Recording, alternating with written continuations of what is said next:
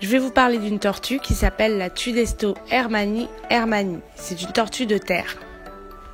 C'est l'espèce adaptée vraiment pour la France, de par chez nous, parce qu'on la trouve en Espagne, en Corse, dans le Var, en Italie, même si à l'état sauvage elle est en voie d'extinction.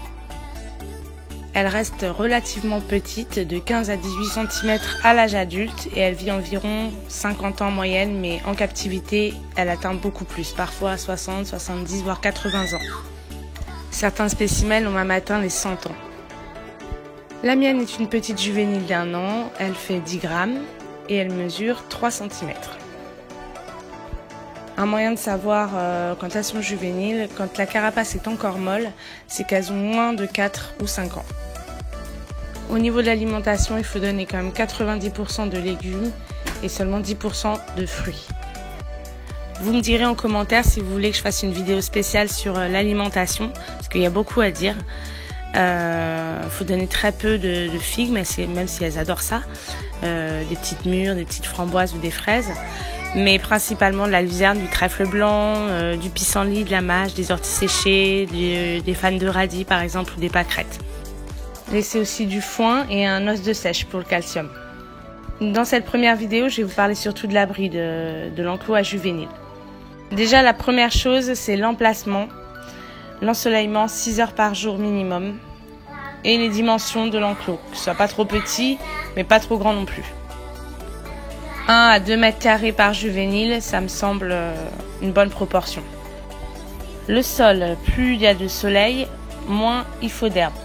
Que ce soit un endroit bien ensoleillé qu'elle puisse dorer la pilule. Ensuite, il faut aussi un abri où elle puisse se mettre au cas où s'il pleut ou se cacher s'il fait trop chaud. Un coin eau, un coin nourriture avec la nourriture du potager si possible. Un bon coin verdure ou de quoi se cacher. Moi j'ai mis des fraisiers parce qu'elle est tellement petite qu'elle arrive à se cacher en dessous, il n'y a pas de souci. Des arbustes, vous pouvez mettre des petits pieds de lavande, de ce genre de choses. Ensuite il faut une clôture pour surtout éviter qu'elle s'échappe et que les prédateurs surtout viennent la manger.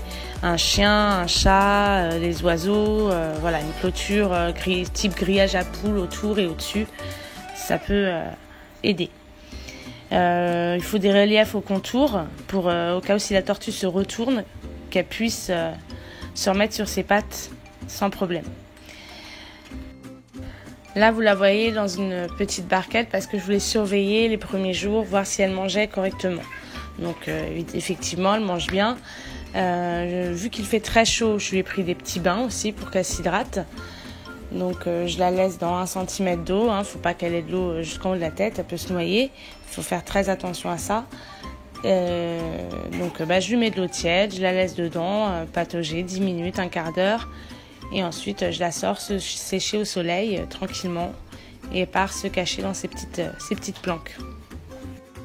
Une tortue peut très bien vivre seule. D'habitude, même dans l'état naturel, elles vivent seules. Elles se rencontrent seulement pour la reproduction. Donc vous n'êtes pas obligé d'en prendre 2, 3, 4 ou plusieurs. Une seule tortue toute seule vivra très bien. Pour la nourriture, vous pouvez aussi semer directement dans son enclos au lieu de laisser une partie herbeuse. Vous pouvez mettre du trèfle, du plantain, du pissenlit, semer tout un tas de fleurs. Ça lui fera sa petite réserve alimentaire et ce sera moins contraignant que d'aller cueillir et lui mettre dans son enclos directement. Elle aura ce qu'il faut et à la quantité où elle en aura besoin. Je rappelle que ce sont vraiment des tortues d'extérieur. Elles peuvent vivre peut-être les premiers mois en terrarium, mais il est vraiment conseillé de les mettre à l'extérieur le plus tôt possible. Elles vivront très mal en l'intérieur. Si elles hibernent pas, c'est vraiment nocif pour leur santé. Elles vivront moins longtemps. Et voilà, donc c'est vraiment important de les mettre en extérieur. Donc voilà, maintenant je vais vous montrer l'enclos. Voici la petite puce dans son parc spécial juvénile. Donc elle est vraiment minuscule à côté des fraisiers. Je lui ai fait une petite butte avec du verre. Elle a des rochers, des petites cachettes.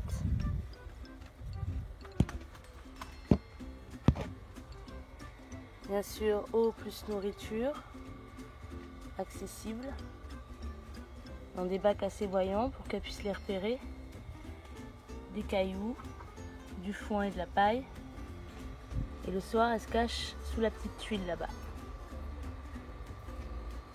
près des rochers.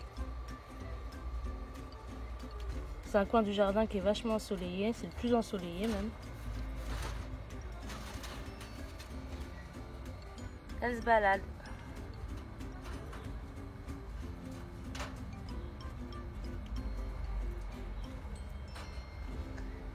Donc il faut que je change l'eau tous les jours. Et je retire la nourriture tous les soirs pour éviter qu'il y ait des prédateurs qui ont envie de rentrer dans son enclos. Aujourd'hui, elle a eu endives, des fans de radis et des fleurs.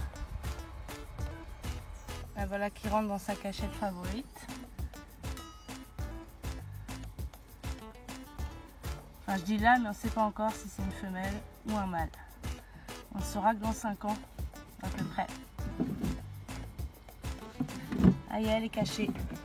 Voici le plan de l'enclos juvénile. Voici la mini-serre qu'on va encastrer devant le petit parc grillagé. Donc on va faire une ouverture ici et on va encastrer le parc juvénile devant. Comme ça, ils auront un endroit pour hiberner cet hiver. Pour le moment, il est ici. Il sera monté dans quelques jours. Et donc, l'enclos serre ira s'encastrer ici. Donc tout ça, ce sera le parc juvénile. Et là-haut, qui est en construction aussi, ici, là, jusque là, ce sera un parc spécial tortue. L'ancien potager. Surprise, le potager va bouger dans une autre partie du jardin. J'aurai beaucoup plus de place. Et là, ce sera mon petit terrarium à ciel ouvert. N'hésitez pas dans les coms à me dire ce que vous en pensez. Et dans les prochaines vidéos, je pense parler de l'alimentation et de l'hibernation. Merci d'avoir regardé. À bientôt.